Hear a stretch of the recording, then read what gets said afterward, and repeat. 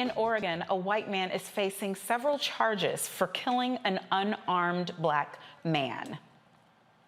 MacKenzie Cranston has been indicted for second-degree murder, first-degree murder manslaughter, second-degree manslaughter, first-degree assault, and 2 counts of unlawful use of a deadly weapon. Cranston shot Barry Washington Jr. after an altercation outside of a bar on September 19th. Some say the fight started because Washington complimented Cranston's white girlfriend.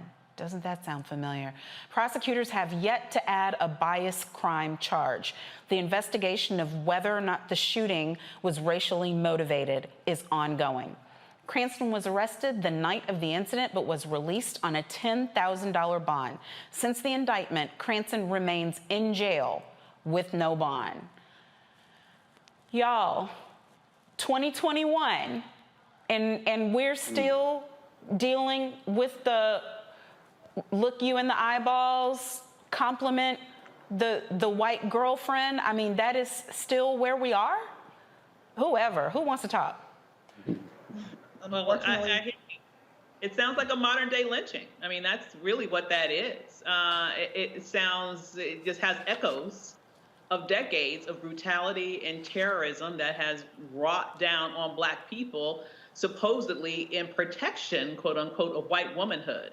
And so to see that he not only did that, but that apparently he was let out, like he's at home tonight, right? If I heard you correct, he's at home tonight, chilling at home, after murdering a Black man for just merely giving a compliment to his white girlfriend is unconscionable. It's really infuriating to see that as far as we've come chronologically speaking in terms of years, we are exactly where we were decades ago in terms of lynching Black men because they dare to gaze at a white woman.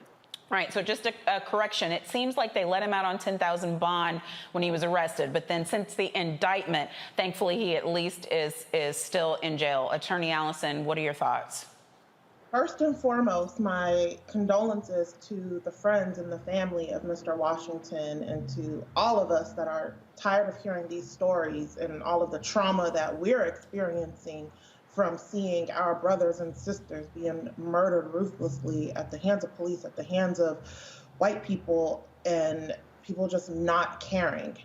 Condolences to all of us, and it's okay to turn off, devices if we feel triggered, first and foremost.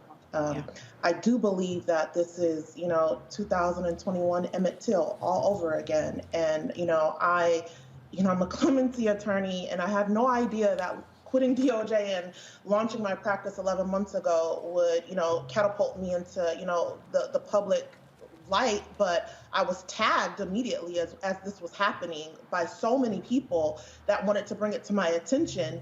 And I'm glad to see that, at the time, just a couple of days ago, when I was getting tagged in the story, that, they were trying to get attention on this because nobody was talking about it in Oregon.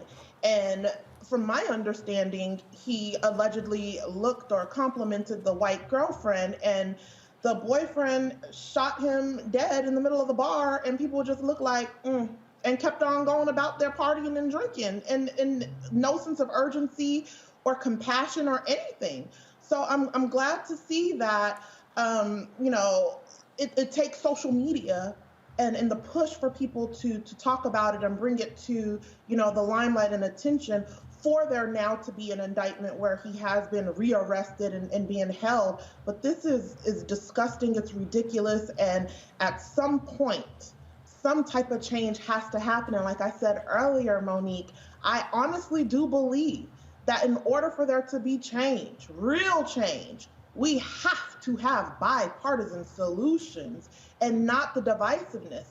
we on the panel understand what we talking about, you know what I'm saying? Yeah. But we can't go around calling people white supremacists and expect them to come to the table and work with a solution. We got a code switch, right? We've all infiltrated.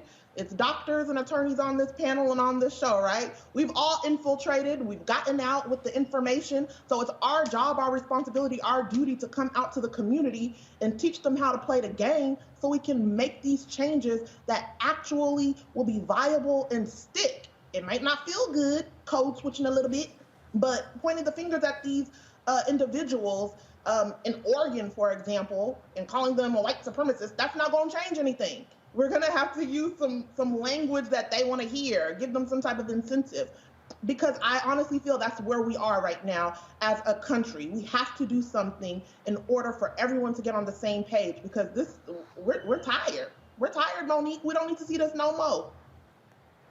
Right. I agree with you that there definitely needs to be some bipartisanship. I mean, I just think that we have to have something other than white supremacists on the other side in order for it to be bipartisan. And I call them white supremacists because I just think we have to call a thing, or we're not free. My free speech is decoded, and that's why a racist is a racist and a white supremacist is a white supremacist. And maybe there are people, you know, I get criticized by people for going in the rooms the way that I go in, and I know that I'm not soft-spoken, but maybe there are people that can do it even better than I, because I just no. If you're not a white supremacist, I agree with you, Tammy. Don't call them one. But see, the thing about being a white supremacist is that us trying to sit down and have a conversation when your primary tenet is that you are meant to control me, there's a basic kind of non-starter there for me. But that's just me. Dr. Domingo, what are your thoughts? Well, I think that this also reminds me of Trayvon Martin, where we had to fight and go to social media to get Zimmerman arrested again because he was also let out the same night. And it goes to something Dr. Davis was saying earlier, you know, we can't let up. And I think people need to realize that we're not going to let up. We're going to keep fighting. It also reminds me of the fact that we still haven't passed the anti-lynching bill in this country, because this is a case that might be able to qualify for that, as well as the case of Ahmaud Arbery as well, because we're talking about people who are not officers of the law who are enacting these actions. And Mitch McConnell is on record. But why haven't we passed the anti-lynching bill? Forgive me, Dr. Domingo, for interrupting, but why is it, whose filibuster was it, whose obstructionist tactics was it that kept us, which one white man kept us from passing the bill and had us in there like standing around with our heads spinning with green pea soup coming out of it because we couldn't even get the most basic thing done without who I guess Tammy wants me to call the fine senator from the state of whatever. Go ahead, Dr. Domingo. Rand Paul, no doubt. Mm-hmm. And Senator Cory Booker talked about just last week how they might have a workaround as it relates to that. But that's something that we need to keep that public pressure on, because these are our priorities as well. And so I don't know what Schumer and Booker are going to be working on together, but these guys, these Rand Pauls and McConnells of the world, they seem to know the system better than the Democrats do. And I think once we realize, again, they realize he's not an honest broker, I want to see what Senator Booker is going to put forward, because he said there might be a workaround. Or why wasn't this workaround around 6, 7, 8 months ago? You know, this is important to us. The Emmett Till anti-lynching bill, this is important. And there are only going to be more cases like this. And again, we're just talking about the ones that make it to the news. And we know there are more. Come on, Doctor. Mars, yes. And the anti-lynching Dr. Avis. Level, ever. The thing is, you're exactly right about Rand Paul is the problem. It's not just Rand Paul. I don't trust the Republicans. As much as I would like to say, my dear sister, yes, we need bipartisan solutions, we're not going to get bipartisan solutions. How much more proof do we have to see that there is a completely toxic element in our political system that doesn't give a damn about doing anything in a bipartisan way? How many more instances of proof do we need to see of that?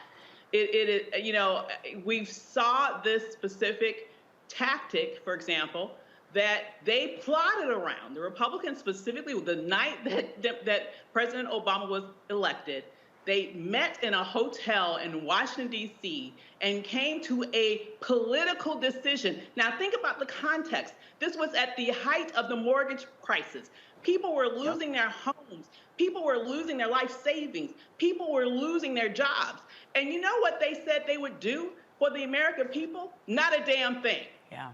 That was their decision, that they were going to do not a damn thing for the American people, and instead what they would do is oppose any and everything that President Obama put forward, which they did. And they are doing the very same thing now with the Biden administration. They have zero credibility when it comes to this issue of wanting to reach a bipartisan solution on anything. So in my opinion, the desire for a bipartisan solution is a fool's errand.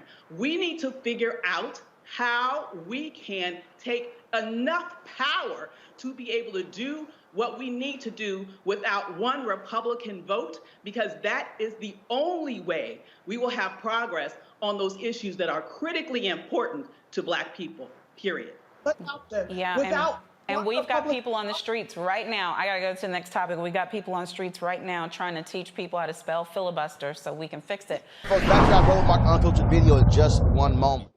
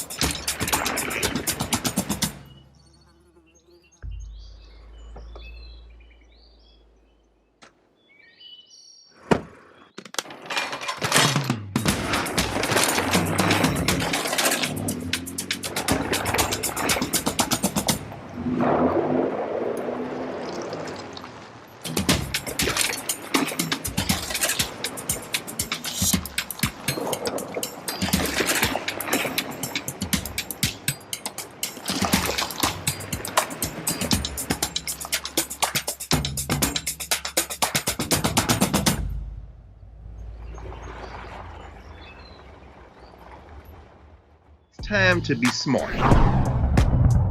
Roland Martin's doing this every day. Oh, no punches! Thank you, Roland Martin, for always giving voice to the issues. Look for Roland Martin in the whirlwind, to quote Marcus Garvey again. The video looks phenomenal, so I'm really excited to see it on my big screen. Support this man, Black media. He makes sure that our stories are told. See, this difference between Black Star Network and Black-owned media and something like CNN. I got to defer to the brilliance of Dr. Carr and to the brilliance of the Black Star Network. I am rolling with Roland all the way. Honored to be on a show that you own. A Black man owns the show. Folks, Black Star Network is here. I'm real revolutionary right now. Roland was amazing on that. Stay Black. I love y'all. I can't commend you enough about this platform that you've created for us to be able to share who we are, what we're doing in the world, and the impact that we're having. Let's be smart. Bring your eyeballs home. You can't be Black-owned media and be scared. You dig?